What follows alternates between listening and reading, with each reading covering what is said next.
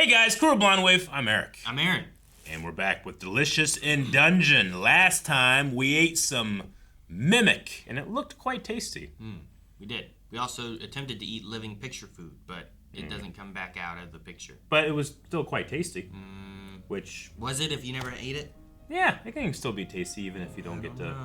know. People with bulimia, is that how you say it? I don't know if that's how you say it.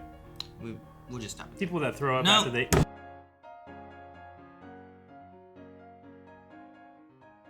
Alright, yeah. I wouldn't eat a raw parasite. I don't know if I'd eat any parasite, really, but you know what I mean? Like a big giant worm with some meat, yeah, sure, cook it up. Yeah, sure, but ugh. Once you cook it, then everything inside's dead. Especially when you have the squid. Yeah, I probably would have been eating that kraken more. I'd imagine so. But I mean, that's going to feed all the fish, too.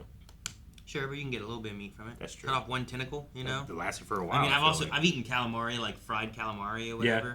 How you like it? Just like stretchy and rubbery. Yeah, it's like stretchy and tough, kind of, right? Yeah, Yeah. It wasn't my favorite. I'd prefer most other seafood. Yeah. Except for, I've only had like clams or oysters like once. I didn't like them. They also seemed rubbery. They're a little slimy. Yeah. Yeah, the fresh fish though. Oh, so good. Oh. I'm kind of in the mood for fish now. We do not have fresh fish here. In Ohio? What do you mean? Sure we do. Long John Silver's. Yeah. Captain D's. Man, I was so surprised by the Kelpie. But I guess mostly because when I see them, they're allies. Yeah. Yeah, this one was a dick. But first, And like befriended him for what felt like a really long time, and then turned on him. They have Laos? Yeah. Saying like, can't trust any monsters, even if they seem good, you know? So like, at first I was like, man, calm down. I know you want to eat everything, but like, He look, really does. I trust this dwarf. He does a good job. Yeah. He knows the golems. He works with that. Like, this is fine. But it was going to take him underwater and try to eat him. He's starting to justify eating more and more things too, right? He's trying to get onto the demi-human limit. Would you eat the seaman? The Yeah.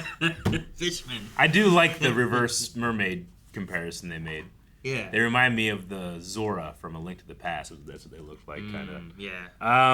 If it can talk, no, I don't think I'd eat it. Can the fishmen talk? I think so. I mean, I've seen fishmen talk, and like, I'm going to assume D&D those and fishmen stuff. can't talk. Yeah. So, I'm going to eat them. But I won't eat the mermaids.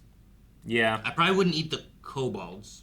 Sure. Which are more dog-like in this. Usually kobolds are a little bit more lizardy. Yeah. Like, I'm used to the D&D ones where they're like kind of lizards. They worship dragons because they see them as like giant versions of themselves and aspire to be Sure, that. I get you. These kobolds seem to be more like furry animal dog things. Yeah. Which got ahead of them and died. Yeah, it did. Now, that's different than the first thing we saw, which was another party finding them, right? Well, they That might was have from been, that was from where they got left by the ghosts. there was the insects that got them. Yeah, right? insects. So then they cooked the insects. They put them all there. There were ghosts coming, so they set a little spell so they couldn't be zombified or possessed. That's why they had the hair wrap. Yeah, that's why. But then those other guys who might be more of like the corpse finder people. Yeah. And that's why they're kind of like, don't tell them because we get more money that way. Sure, you know? yeah. So. Do you think they are that, or were they just doing it like as other adventurers? I don't know. I think that's what they might have been. Maybe, yeah. Or you're right. Maybe you'd be an adventurer and you're like, hey, we helped you out. You know, give us some money. Both those work pretty good. Yeah. It's like they didn't want to tell them about the insects. Sure. Everyone's like, my necklace is gone. All our jewels. Yeah. Some of them were real. But you know, sometimes when I'm on a quest in Baldur's Gate, I deserve a reward. Do you? You Yeah. always deserve a reward? Not always. Do it out of Not guilt. always. When I feel like I actually have deserved it. I mean, that was a tough battle. I should get something. I see. But yeah, the mermaids just kind of vanished after they did their song. They I like were his real- countering method. His counter method was so awesome. Like, make it, like, ruin the melody, and they'll leave. He was like singing their song. He's like, oh, but I know the words. He learned the whole thing. That was really funny. And I like the bladefish. That's kind of cool. Like they're kind of like flying fish, but they have like little sharp sides to them so they can cut you when they jump. Yeah. That's kind of cool. Yeah, that is pretty cool. Like flying fish, but with knives. Ugh. And then we also cleaned a beard. Yeah, That was a whole person. That I was think. so dirty it was repelling magic. I think so. Like they said that. Is that what they said? Like Well- hair is important for magic. They had the thing in the beginning with the ghost being like this hair was used in a spell, so like it kind of ties that hair can be used in magic.